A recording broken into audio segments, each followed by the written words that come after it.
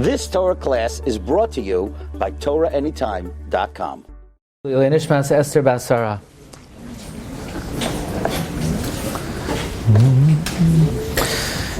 April 19th, 1943, there are only 3 Rabbanim still left in the Warsaw Ghetto.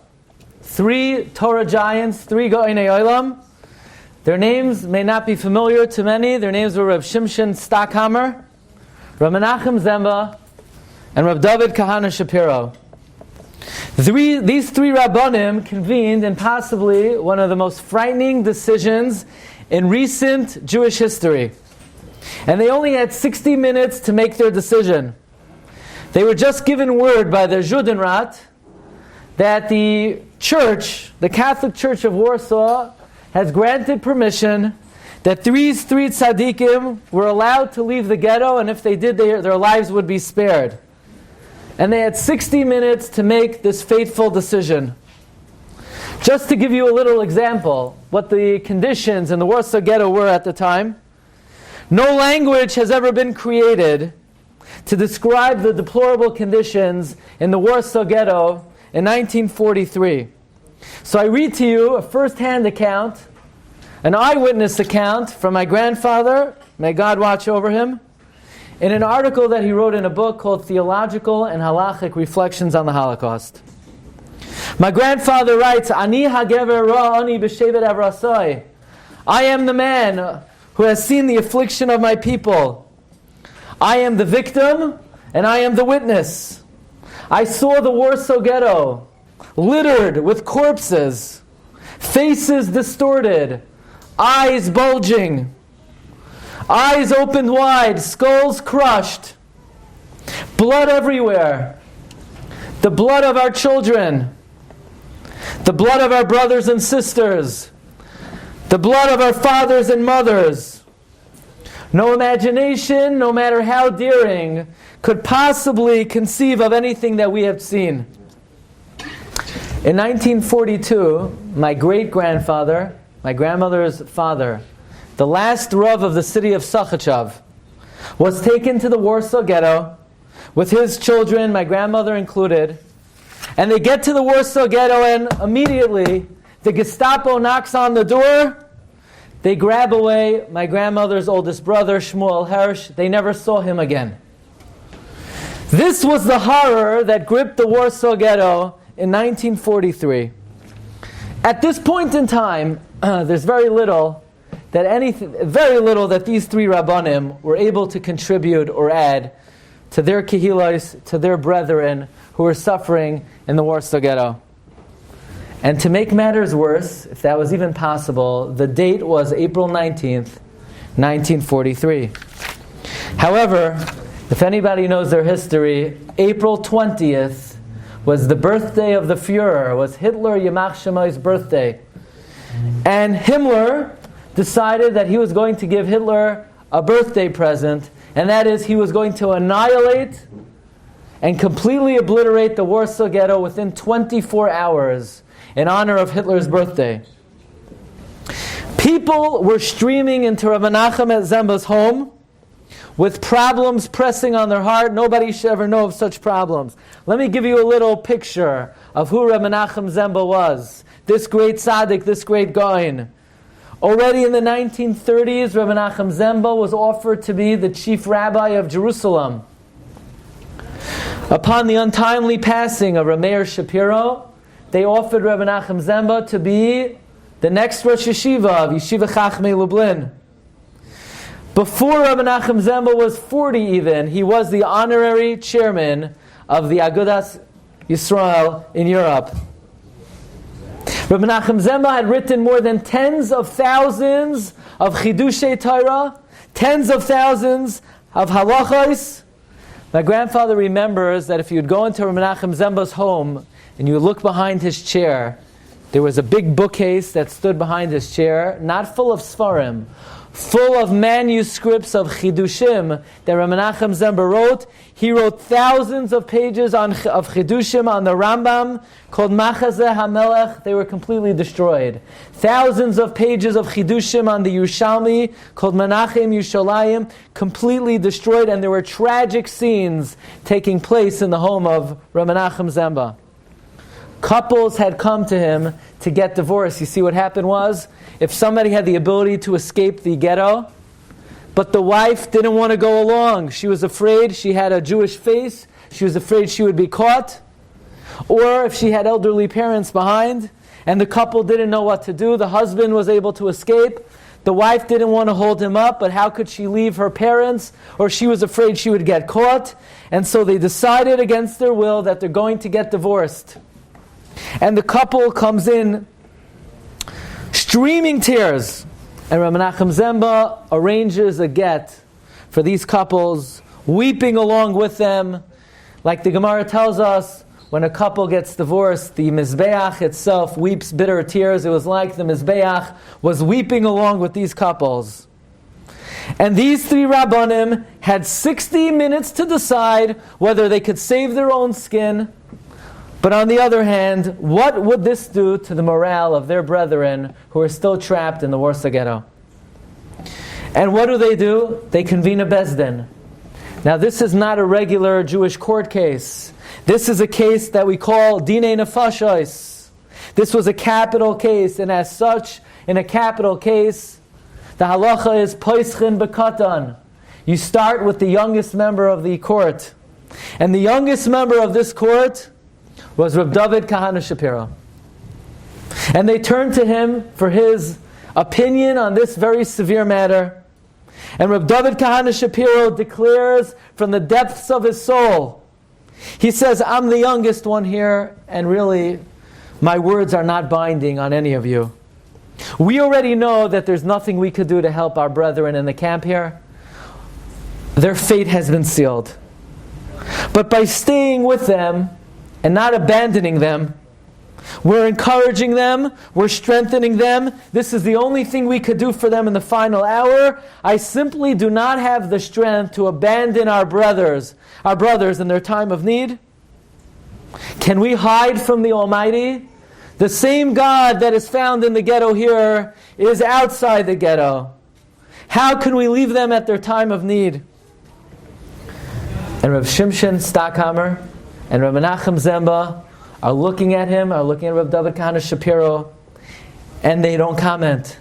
There's nothing left to say. So Rabbi Menachem Zemba gives a clap on the bima. Rabbi Menachem Zemba gives the final decision. He says, case closed. There's nothing more to discuss. That's the halacha. We are going to stay here. Rabbi Menachem Zemba goes out to the Judenrat, and he tells them, if it is the will of the Almighty for us to die with the Jews of Warsaw, then that is what we're going to do. So I heard this story about a year ago from Rabbi Chanan Zon, the head of the Chevra Kadisha. And Rabbi Zon has a very strong family connection with Rabbi David Kahana Shapiro. And he mentioned to me what a difficult psak it is to understand how these Rabbanim decided to sort of risk their lives and give up their lives in order to stay with their brethren in the Warsaw Ghetto.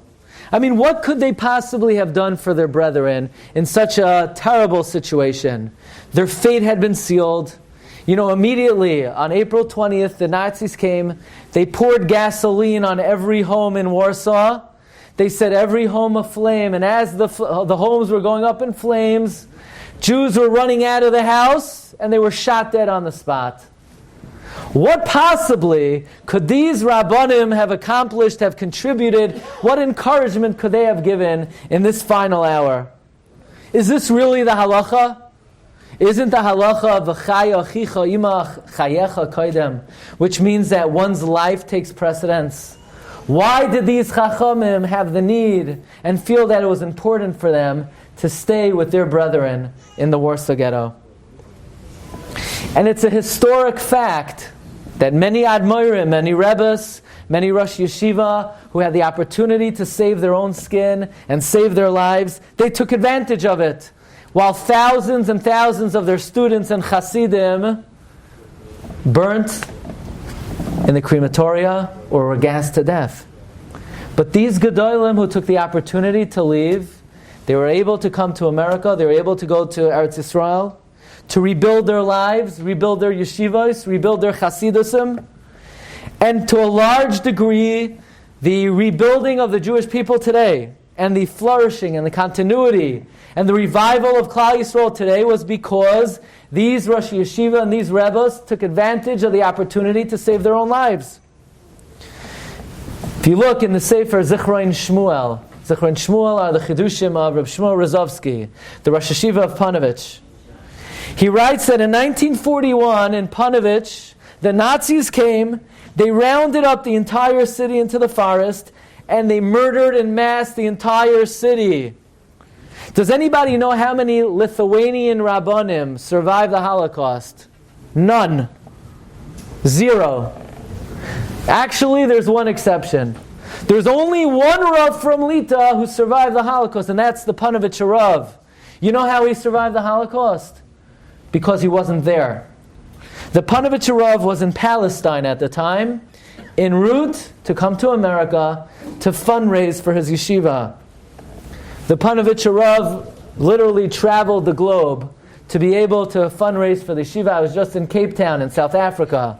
So they said, no, the Panovich Rav was already here. You know, the joke goes, how do you know there's no life on Mars? Because if there was, the Panovich Rav would have fundraised over there already. And the Panovich Rav, luckily, was not there when the city of Panovich was rounded up. Writes the Rosh Yeshiva, Rav Shmuel Rozovsky, that Rav Kahaneman spent the rest of his life tormented by the idea that he was able to save his own life while the rest of his family and the rest of the city perished and were murdered in the Holocaust. Rav Shmuel Rozovsky writes, Lo matza monoyach lenafshay, Rav Kahaneman had no respite. V'tadir hitzikoloi, he was constantly tormented and plagued. V'hidiras menuchasai hamachshava, that hitzalti es atzmi v'esfinasi lo hitzalti. He was constantly plagued by the thought that he was able to save his own skin and he didn't save the rest of the city. And all of his efforts and all of his undertakings on behalf of the Panovich Yeshiva was all so that he would not have to face that question of hitzalti es atzmi v'esfinasi lo hitzalti. The Radzina Rebbe, a scion of the Radzina dynasty, was offered safe passageway to escape. He was given safe passage to Warsaw, but he displayed extraordinary courage. He stayed behind to help his fellow Jews. When the Gestapo sees that the Rebbe is sort of encouraging the people, giving the people strength, the Gestapo demanded that either Rav Leiner, the Radzina Rebbe, hands himself over, or the entire city would be wiped out. Calmly, the Radzina Rebbe delivers himself, presents himself to the Gestapo, where he's brutally beaten. And in 1942, in Sobibor, the Radzina Rebbe was gassed to death. He could have saved himself. He chose not to.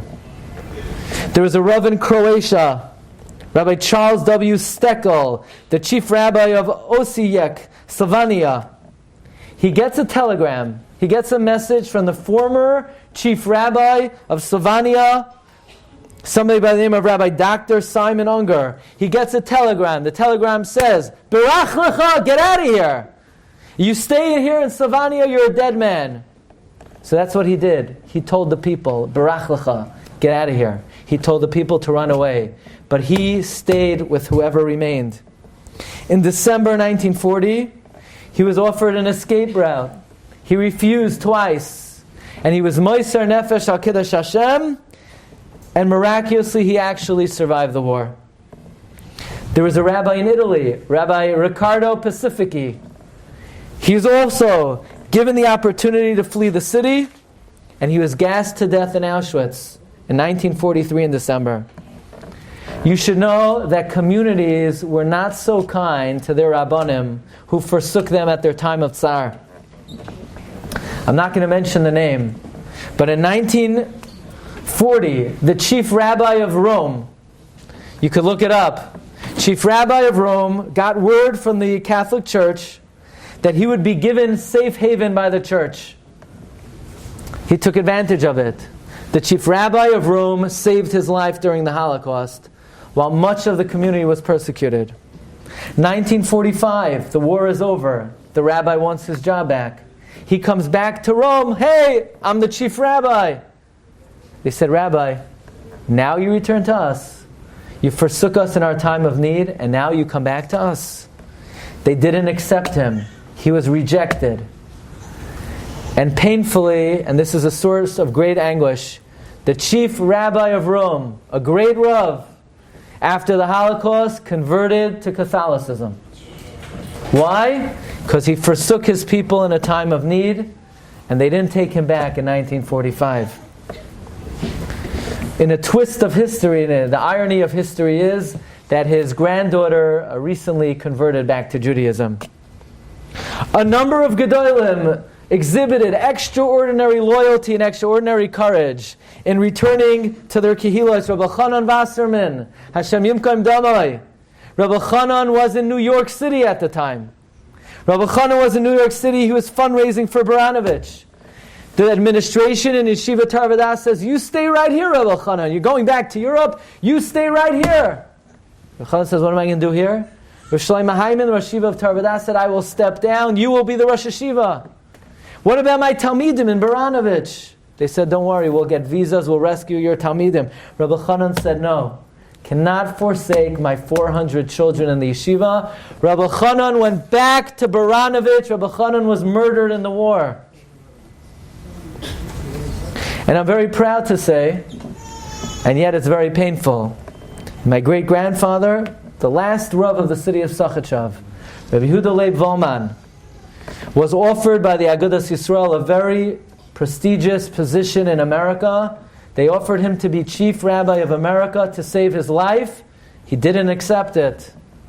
He went down with the people of Sakhachav, and he was Moser Nefesh and killed Al Kiddush Hashem in the Warsaw Ghetto. And this is the fateful decision that Rav Shimshon Stackhammer and Rav Menachem Zemba and Rav David Kahana Shapiro are faced with. What should the leader do at the time the community is B'tzar? Should they try to save their own life? Should they try to protect themselves? Or should they stay with the people? And you should know, whenever we have a halachic question, what do we do at a certain situation? We always have to look back at the precedent. What did the previous Gedolim do? And incredibly, if you look in the writings of the Chassam Sofer, the Chassam Sofer alludes to this in his Chidushim HaMesach Chulin. In the Drashas Chassam Sofer in 1809 writes that 60 years ago, when the city of Prague was in siege, in 1749, who was the Rav in Prague? None other than the Noid of Yehuda. The Noid of Yehuda decided he's going to leave the city. He's required to leave the city. He needs to save his own life. And the leaders of the city of Prague disagreed. They said, Rabbi, you're not going anywhere. You're sticking it out with us. Says the Chassam Sofer, we understand why the Noid of Yehuda wanted to leave. The halacha is, if a person's in danger, he needs to leave immediately. One is not allowed to stay b'makom sakana. If somebody stays in a dangerous situation, even if a miracle happens, all their mitzvahs will be taken away. But says the Chassam Sofer, the leaders of the city of Prague acted for themselves, almost selfishly. They demanded that the Noid Yehuda stay. Why?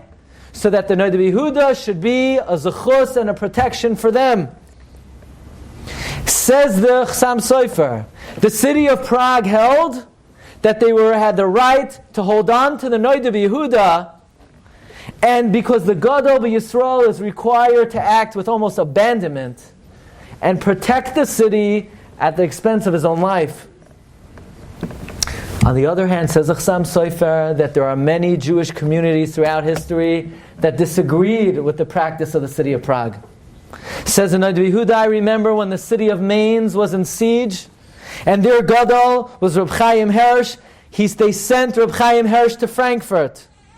The community of Koblenz, their gadol was Reb Ziskin Gundrish. They sent him out of the city. Says Chassam Sofer, my own Rebbe, the Hafla, when the city was in danger, escaped the city with the permission of the leaders of the city, because the city held that why should the gadol suffer while we're suffering? Says Chassam Sofer, that makes more sense. Why should the city have to worry about the welfare of their rabbi while they're suffering? Says Chassam Sofer, in his opinion, it's actually to the city's benefit to send the gadol out of the city. Why? So that he could pray for them in safety, so that he could protect them. More that the gadol could do for the people if he's out of the city than if he's with the people. And then, incredibly, the Chassam Sofer writes, it is actually a skula for the city to send the rabbi out, and that the rabbi should be in Golos as a protection for the city. Says Chassam Sofer, it's a pasuk in the Chumash. Vayehi ben Soya ha'arayin. Then when the Arayin is moved, who's the Arayin? The Talmud Chacham. When the Talmud Chacham goes into Golos, what does Rebbeinu Shalom say? Kuma Hashem v'yafutzu ayavecha. The Rebbeinu Shalom says, when the rabbi goes into Golos, then the enemy will be destroyed. Bottom line, says Chassam Sofer, halacha l'maisa. What should the gadol do when the city is in siege, when the people's lives are on the line? Says Chassam Sofer, ha'oila mizeh ki yesh kan machloikes ben hanhagas manhigei Prague lahanhagas hakehilos Frankfurt. That it was an ancient machloikes, that the debate, that the dilemma that Rabbi Menachem Zemba and Rabbi Shimshon Stackhammer and Rabbi David Kahana Shapiro faced, that dilemma was an ancient dilemma going back to the communities of Prague and Frankfurt. By the way, Chazon Ish also survived the Holocaust by not being there. And later when Gedolim would ask the Chazon Ish, what should we do? Should we stay with our Kehilos or should we abandon them? The Chazon Ish said, I can't give you an answer. Look in the Chassam Sofer. Look in the Chassam Sofer. Chassam Sofer does not give a definitive conclusion. What the Chazon Ish meant was that there is no definitive conclusion. This is a dilemma that we simply don't have the answer to. We don't know, what should the gadol do? Should the gadol leave the city, pray for the people, and at least save his own life and rebuild Klal Yisrael? Or better that the gadol goes down in the fire with the people? Says Chassam Sofer, this is an age-old debate that we simply don't have a definitive answer to. Be it as it may, the decision of Rabbi Menachem Zemba, the decision of Rabbi Shimshon Stackhammer, the decision of Rabbi David Kahana Shapiro was that they need to stay with the people. A captain does not abandon the people. Now, Rabbi Zon told me that it was very difficult for him to understand this psak. What possibly could a Gadol B'Yisrael do in the Warsaw Ghetto 24 hours before it would be bombed out of the world? 24 hours before the Warsaw Ghetto was obliterated. What was the tachlis? What was the purpose of these Gedolim sticking it out in the ghetto? As we mentioned, many Rosh Yeshiva were able to rebuild their lives and rebuild their yeshivas. What did they do? What purpose did they serve?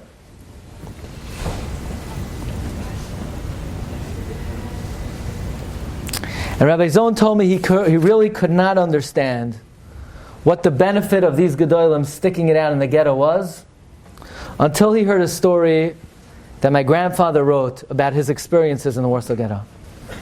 Now this is a point of great controversy, halachic controversy, historical controversy.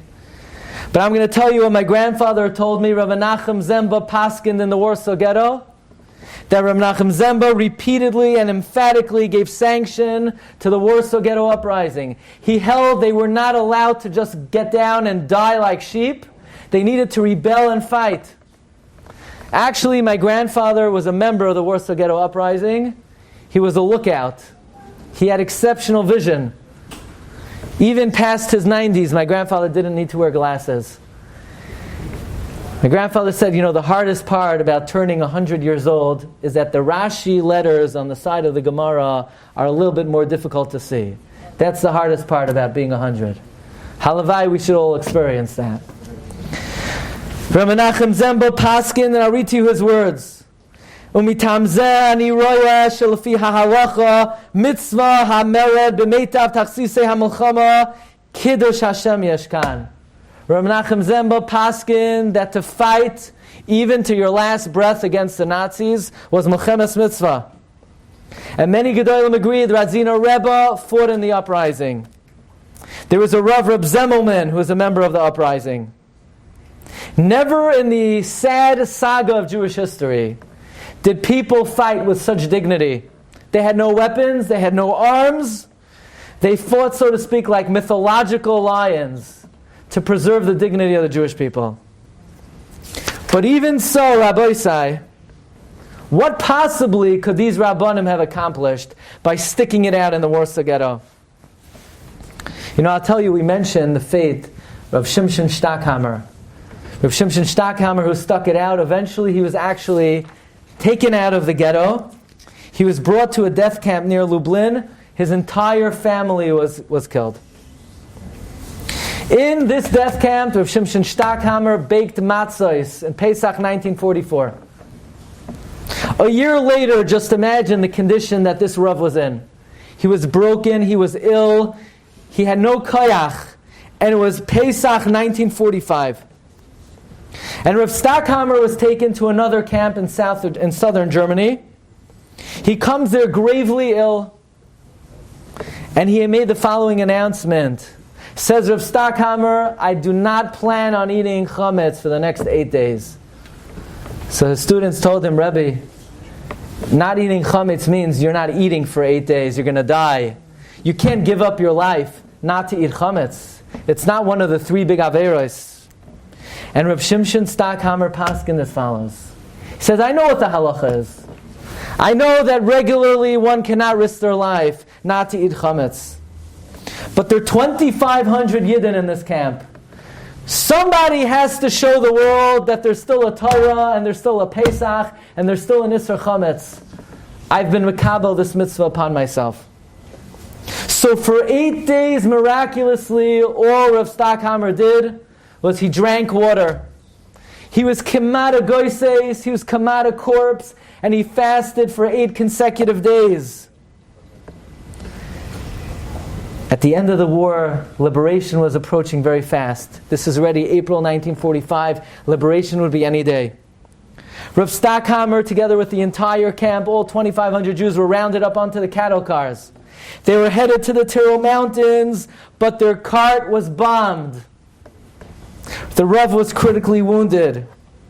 He died 13th day of Iyar, 3 days before liberation. So what possibly could these 3 Gedolei Yisrael have offered the people? The Warsaw Ghetto was about to be destroyed. It was about to be firebombed. There were going to be no survivors. Why wouldn't these Gedolim take advantage of the opportunity to save their own skin? Rabbi Zon told me that when he saw the story that my grandfather wrote about what these Gedolim were doing in the Warsaw Ghetto, he understood the full impact of this decision that they made in the Warsaw Ghetto. My grandfather wrote, we were hauled to the forced labor camp in Bedzin, where we labored under the most brutal conditions. In the early morning darkness, in the freezing temperature, in the bitter cold, we performed back-breaking labor, being whipped and whipped and whipped. What gave us the mysterious strength and endurance to continue breathing? My grandfather wrote, Lulei Sayroscha Sha'ashuai Ozavadati Va'ani. We stood together on those abysmal nights, together with the great rabbis of Warsaw, Reb Shimshon Stockhammer, Reb David Kahana Shapiro, and other great giants who were able to recite by heart the text of the Gemara, the text of the Talmud Bavli. The Gemara that these precious souls recited by heart gave us the supernatural endurance to carry on, to continue to breathe, and to have a vision and hope for the future. It was these Rabbanim and the hope that they infused in us that allowed us to survive the war and ultimately rebuild our lives. Rabbi Zon told me he finally understood the full impact of this decision of Das Torah 74 years ago, of why these Gedolim felt that they needed to stick it out with the people. By learning with them, by teaching them Torah in the impossible situation, it infused them with courage, with dignity, with hope for the future.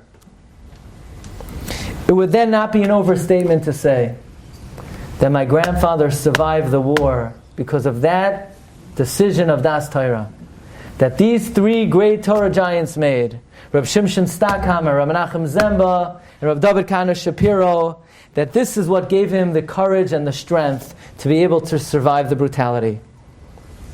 And then it would not be an overstatement to mention that I too stand here today only because of that courageous decision of those three great Torah giants who stuck it out with the people, who at their own expense and the expense of their own families felt they could not abandon their brothers. To give a definitive answer of what is the halacha, what should the gadol do, what should the rav do? Should he try to save his own life, rebuild his Torah, rebuild his Talmidim, or stick it out with the people and stay with the ship? This is a great decision that we don't have a clear answer to. Perhaps all we're able to say is Elu ve'elu divrei Elokim chayim. But just as to a large degree, the Jewish people today have been rebuilt by those great rabbis, those Rosh Yeshiva, those Admorim, who took advantage of the opportunity to save their lives and come to Eretz Yisrael, come to America, and rebuild Torah. We could equally say that Klal Yisrael today has been rebuilt upon the self-sacrifice and the Mesiras Nefesh of the Gedolei Olam, of the true Manhigei Yisrael, who gave up their life to be loyal to their Kehillos, to be loyal to their brothers and sisters. Hashlich nafsha mineged, with complete abandonment for their own welfare, stuck it out with the people. And it's their courage and their dignity and the brilliant light of their personality that we continue to bask in and we continue to build upon. And the future of Klal Yisrael is so much brighter because of these two true Torah leaders who would not abandon their brethren at a time of tsar. I'll just conclude. Recently we discovered a manuscript that my grandfather wrote about the final death march that he was on when he was liberated. And on this death march, my grandfather describes how people were dropping. People were dropping. And you couldn't grieve for them, and you couldn't say Kaddish for them, you couldn't mourn for them, because the night was long and the bullets in abundance. If you stopped for a moment, the bullets would relieve you of the march immediately.